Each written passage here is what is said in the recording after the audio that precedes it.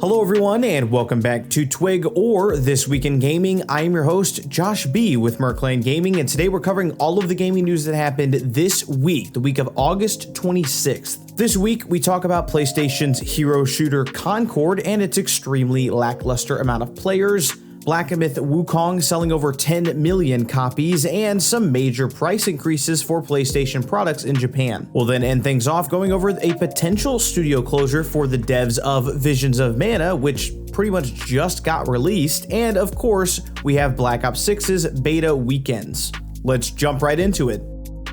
Sony's Concord has had a rough start, debuting at just a peak of 697 concurrent players on Steam, despite years of development and significant investments. This is particularly disappointing when compared to other live service games, which typically see much higher numbers at launch. The sharp drop in players over its first weekend suggests a challenging future for the game, especially with Sony re-evaluating its commitment to live service titles. It'll be pretty interesting to see how Sony responds to this underwhelming launch and whether Concord can recover in the coming weeks. Black Myth Wukong just became a massive hit, selling over 10 million copies within just 3 days of its August 20th launch on PC and PlayStation 5. Inspired by the Chinese novel Journey to the West, this action RPG has captivated players globally, especially in China, where it shattered Steam records of over 2.4 million concurrent players. Despite some technical issues, which the developer Game Science has promised to address, the game's success highlights the rising influence of Chinese studios in the global gaming industry. However, it's also drawn some conspiracy for its marketing guidelines and past statements from the studio. Despite these challenges, however, Black Myth Wukong continues to dominate sales charts and player counts, and we are very happy for its success. Sony has announced a significant price hike for the PlayStation 5 in Japan, with the standard model increasing by 13,000 yen, or around 90 USD, to 79,980 yen, around 552 USD, and the digital-only version rising to 72,980 yen, or around 504 USD. Accessories like the DualSense controller and PlayStation Portable are also seeing price increases. The changes, effective September 2nd, are attributed to global economic challenges. Despite overall sales with 61.7 million units sold, PlayStation sales have declined compared to 2023, partially due to the lack of major exclusives. Sony has also lowered its sales target for the current financial year. Rumors do suggest that a PS5 Pro launch is coming later in 2024.